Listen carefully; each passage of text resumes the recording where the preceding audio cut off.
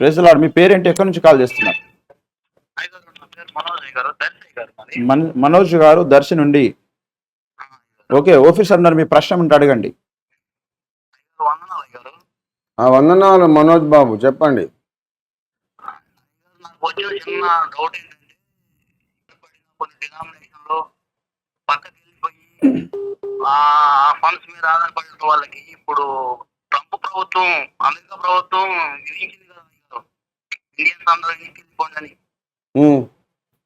దాని మీద ఇబ్బంది అనేది ఎక్కువైతే ఉంటది అయ్యగారు. ఏమీ ఉండదు.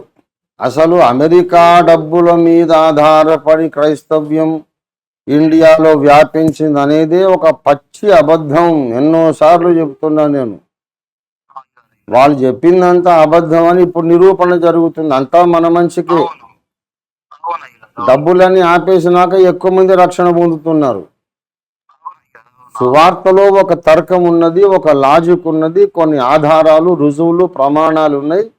వాటిని చూసి జ్ఞానవంతులు, ఆలోచన పరులు యేసే నిజమైన రక్షకుడని నమ్ముకుంటున్నారంటే డబ్బులు పారేసినందుకు కాదు. డబ్బులు పారేసి మారుస్తున్నారని వదంతి పుట్టించినోడు, నమ్మినోడు అందరూ అశుద్ధం తింటున్నారు తప్ప మనుషులు కాదు, వాళ్ళు పందులని చాలా తీవ్రంగా నేను చాలాసార్లు ప్రకటించాను. డబ్బులకు ఎవడు ఎప్పుడు మార్చలేదు. 5 లక్షలు పడేసి బాప్తిసం ఇచ్చా, అట్టర్ నాన్ సెన్స్. అదంతా ఫేక్ ఇష్యూ. అది బెదిరించి మార్చారు. అది ఎవడిని బెదిరించి మార్చాడు? బెదిరిస్తే, డబ్బులు ఇస్తే నాకు రాముడు వద్దు, యేసు కావాలన్నంత పనికి మాలినోళ్ళు ఎవరున్నారు ఇండియాలో? రామభక్తులైతే రాముడి కొరకు ప్రాణాలు ఇచ్చేస్తారు. 5 లక్షలు కాదు, 50 లక్షలు ఇచ్చినా, 5 కోట్లు ఇచ్చినా మారరు రామభక్తులు. ఏదో ఒక లాజిక్ ఉన్నది, సువార్తకు ఒక నిరూపణ ఉన్నది, దాన్ని బట్టి నమ్మారు అనేది ఇప్పుడు నిరూపణ అవుతుంది.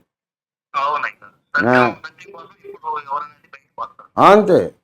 Right. God bless. Okay brother.